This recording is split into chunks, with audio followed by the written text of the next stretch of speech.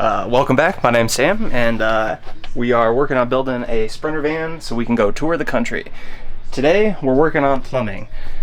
I've got the vast majority of the plumbing all in there, kind of hard to see. But today, we are going to focus on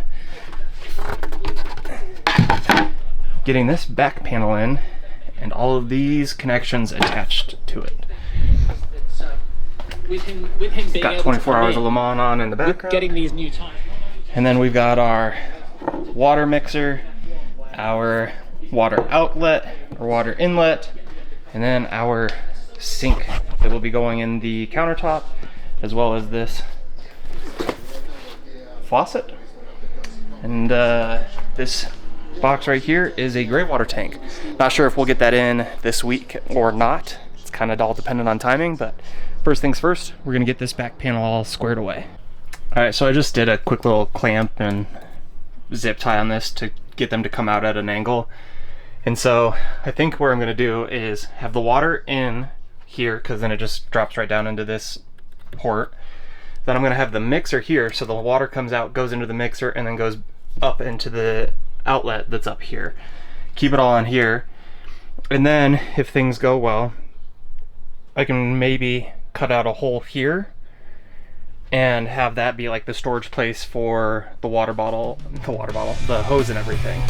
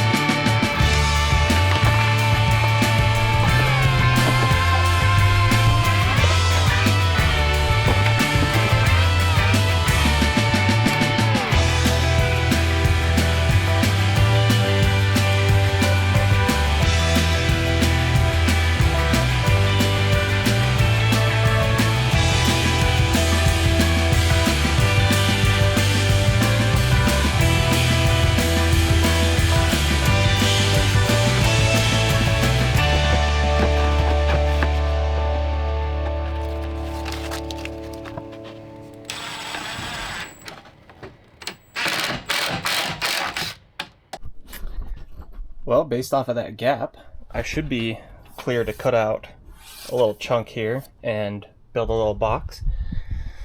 But I don't have amazing carpentry skills, so I'm gonna really focus on the actual like plumbing before I mess with cutting a hole. And this looks like a hot mess, but at least I'm able to keep that access port open. And then off camera, I added this little water depth sensor, so I have a little screen and it'll tell me if I'm low on water or not, so that's pretty handy. Next step is to get the sink all figured out. The one that I bought came with this handy little template to kind of figure out where you want it, and then you can trace this out. So this will go pretty much right up to the edge of this countertop so that there's enough space back there for the faucet and then the soap pump that also came with it, because you want to stay clean, and it's kind of handy that I don't have to worry about it rolling around while on the road.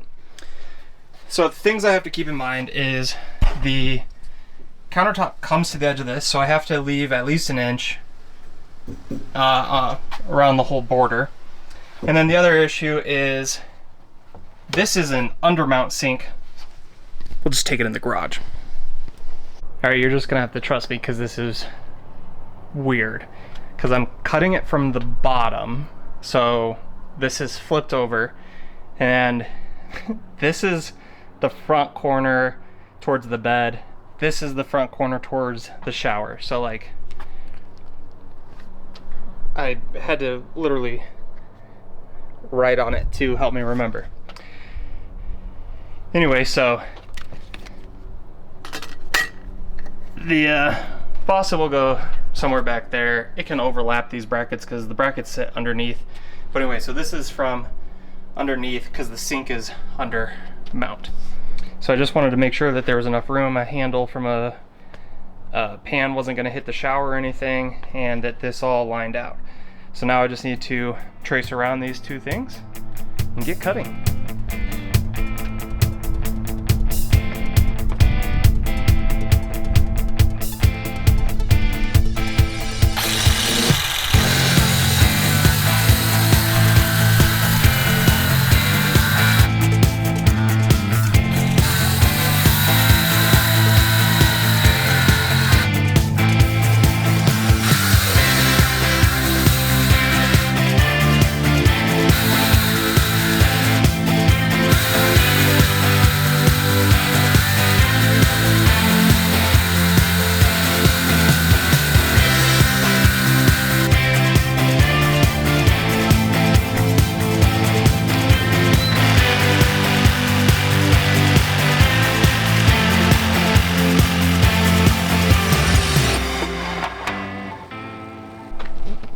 Well, as you can see, I got both of the holes cut out, and then there's some cracks along the side, so I'll have to just make sure that looks as good as possible when I go to actually install this. But all things considered, I think this went well. I'll come back in with a router and try to clean this all up best I can. This one I'm less concerned about because it drops in over it. This one you'll be able to see.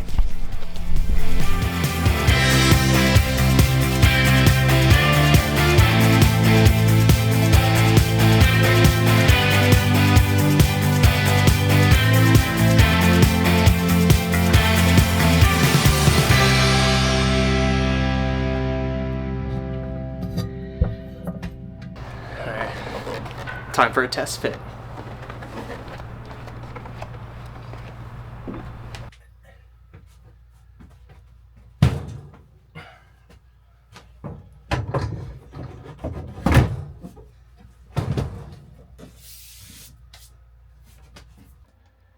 I mean, I'm no professional, but I think that looks pretty good. Now I just need to drill the hole for the faucet and soap dispenser, and then I got to get this attached. I'm probably gonna cut this router just to make it look even. And as you can see, I absolutely murdered that, and not in a good way. But honestly, I think I'm gonna kind of leave it just as like a little memento to I'm not a professional and this is what I did. So yeah, let's get those holes cut.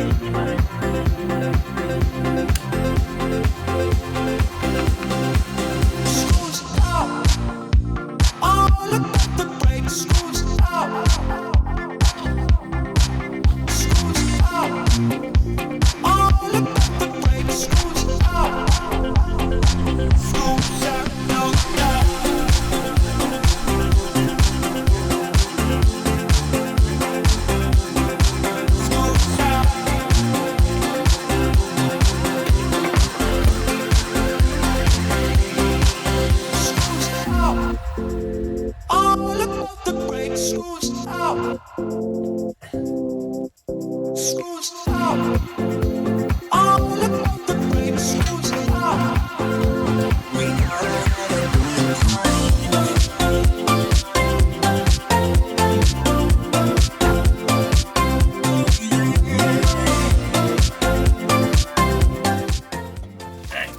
up is I gotta connect the in for the sink to these little compression fits that I put on earlier.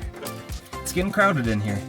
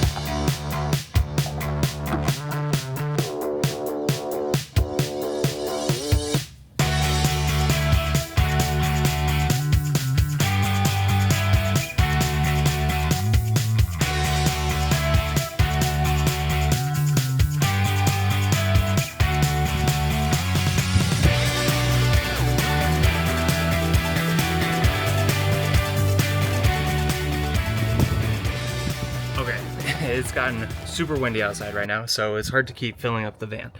But it's a little hard to see. But right there is the outlet for the pump. And you can see that there's enough water just above it. And if we check down there, no leaks.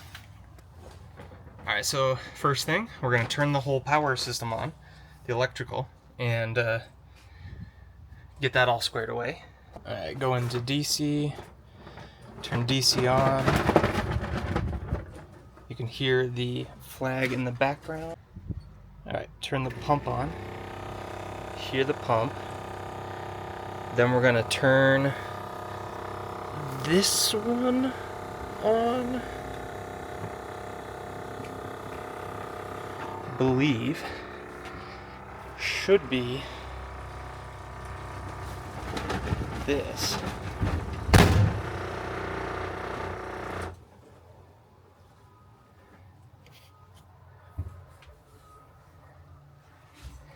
That wasn't it. Oh, here's on. I had it backwards. This, oh no, should be on.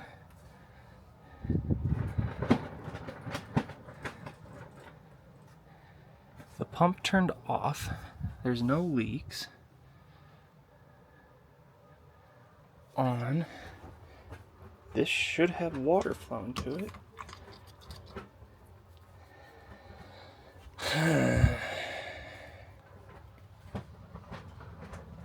Troubleshooting time. I think I found the problem, and it's this valve. Oh, there's some water that went through.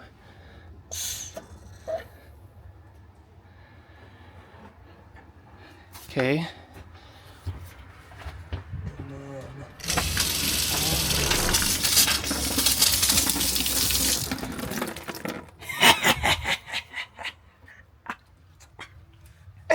Let's freaking go.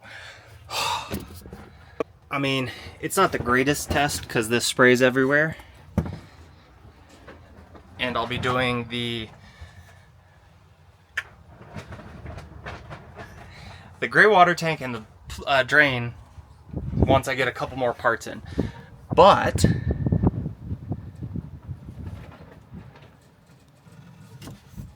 there are no leaks so far,